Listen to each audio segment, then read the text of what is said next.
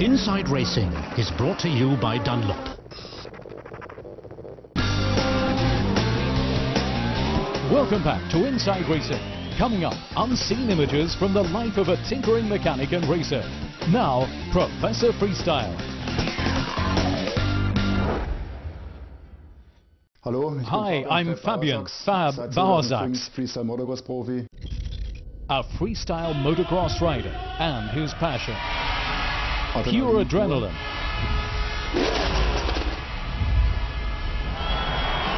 lifestyle,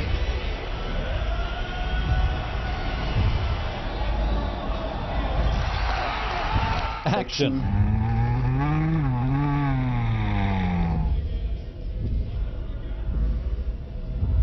fun.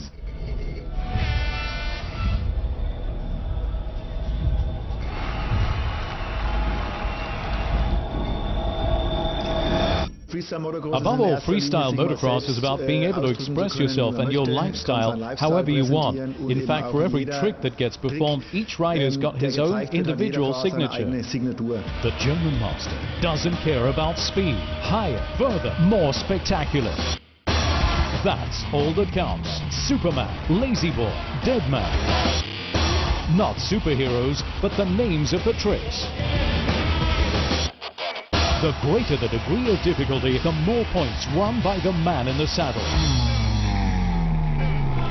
Freestyle motocross came to Europe as a US import about 12 years ago. I've simply really enjoyed the sport for years and become very passionate about it, and so here I am. In 2010, German champion and 8th in the World Championships. Without a specially tuned sport bike, his flying displays would be inconceivable. So here we are with the tool of my trade.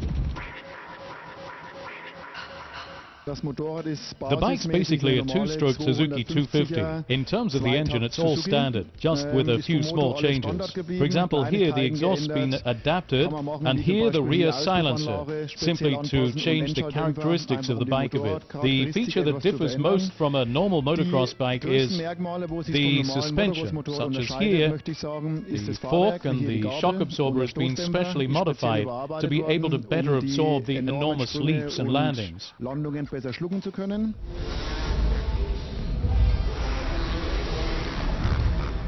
What everyone sees in terms of the look are the holes called grab holes, which we need for the seat grab and the double seat grab to be able to hold on tight in mid-air. Something else you can see easily is the flattened seat. That's very important for us riders so that when we swing our legs to one side, we've got enough clearance.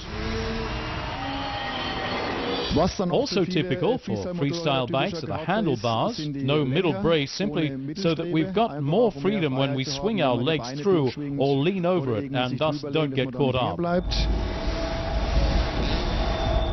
Another special feature is this here. What you can see here at the front is the steering damper. You can adjust the angle of steering manually so that it turns more freely or gets stiffer. That's very important for the no-hand backflip and the Superman flip. So that's when you're doing any flip tricks and you don't want the wheel to turn, but to stay rigid instead.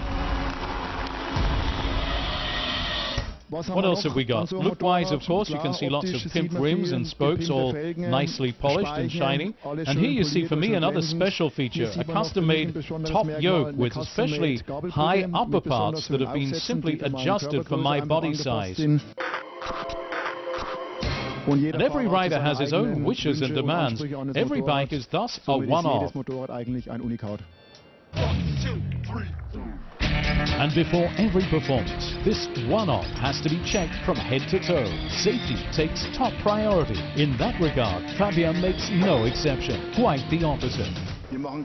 We prepare with painstaking care, getting the bike ready and checking that everything's working in order to avoid any material failures. Our entire health depends on these machines. Safety first. On the circuit too. Freestylers and marshals work here hand in hand. Ramp and approach lane. That's the last time the riders have solid ground beneath their studded wheels. The ramps are actually always made of metal for normal circuits because you don't get any ruts in them. The mesh that gets welded onto the ramps, it's got a sort of honeycomb structure, which means the studs can really claw into it well, so you always get maximum grip. Also have the same mesh laid out in front of the ramps to 10 to 20 meters, depending on the space, in order to avoid any ruts or bumps, which would have a negative impact on the bike's ability to take off properly. His painstaking preparation has earned Fab the nickname Professor Freestyle. Some people mock him for supposedly being pedantic, but he rides and jumps extremely well that way. And for everyone who's now got a taste for this, Professor Freestyle has one more piece of advice. I'd actually say to every newcomer into this area of biking, you should definitely first of all do some proper riding outside on motocross circuits and see if you like jumping. Feel your way slowly, don't overextend yourself, and simply have fun. The rest will come naturally. Und der Rest kommt von alleine.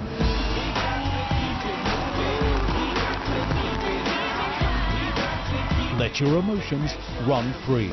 Freestyle motocross. Only flying is better.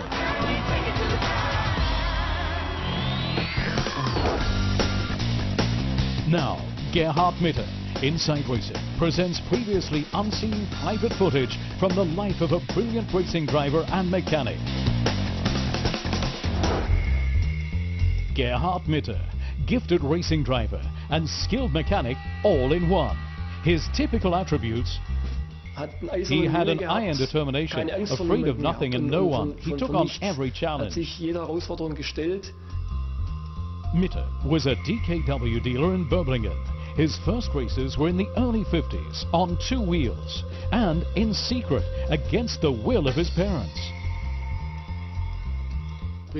He primarily began with motorcycle racing with his NSU Fox, which he built from scrap parts. Then in 1953 he started to do road racing. A DKW back then could certainly be made to shift, and Mitter's situation made it very convenient for him to take part in motorsport. As a dealer, he just had to look on the shelf, and he had what he needed. Then came the move into Formula racing. In 1958, the Formula Junior rule came out. In 59, he then built and prepared a car and was highly successful with it in his very first year. On an estate car chassis, Mitter mounted an out-and-out racing shell. Beneath it purred a modified 3-cylinder 2-stroke engine. And with this car, he went off racing, as here at the Solitude Race in Stuttgart in 1959. Number 15, the Mitter Drift. As the Mitter DKW started to date, he struck up a good contact in England with Lotus. The Colin Chapman-Gerhard Mitter relationship goes back a long way. My father had bought 2 Lotus cars from him as Formula Junior vehicles, and I think they often talked about mechanical matters and discussed any problems, so there was a certain rapport there. Engineering icon Chapman even provided Mitter with a Lotus Climax 25 for the 1964 German Grand Prix. Back home, in his workshop, meanwhile, he did lots of hard work on his own designs. Testing was done on an airfield near Böblingen, and it clearly showed that a Lotus chassis and 2-stroke engine went very well together.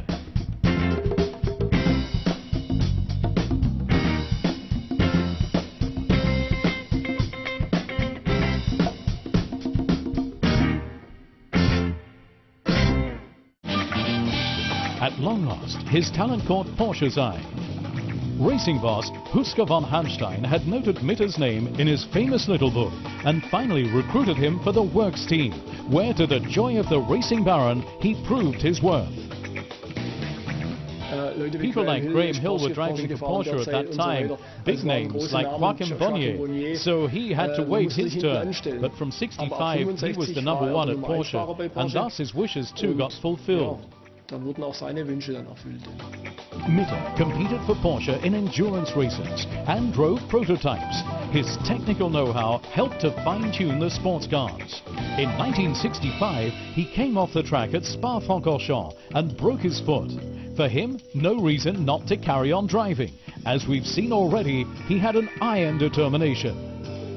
It was 66, the first race was coming up and his foot was in plaster. Puschke von Hanstein persuaded the race officials to let Mitter race despite the handicap. Porsche converted the clutch for him, building in a rail instead of a pedal so that he could press it, and then he raced in the Rossfield hill climb against Ludovico Scarfiotti in a Ferrari. It was a real sensation. From 1966 to 68, he was hill climbing champion 3 times. In this Porsche 908 two-stroke, a prototype, he celebrated his last great victory in 1969 in the Targa Florio. The triumph was followed by tragedy. 2 months later, he crashed during practice in a Formula 2 BMW. It was due to be his entry into the 1970 Formula 1 season. Contracts had already been signed and sealed. From the outset, there were problems with the steering. It was always very heavy. My father complained about it. It never worked properly. It was often modified, but ultimately it was never 100%. The steering was then the cause of the fatal accident. Und die Lenkung war dann auch der Grund des tödlichen Unfalls. On that 1st of August, 1969, mechanical failure, of all things, sealed this exceptional mechanic's fate. Gerhard Mitter, a motorsports pioneer, a pedigree racing driver, and a man on first-name terms with the greats of his profession and of his day.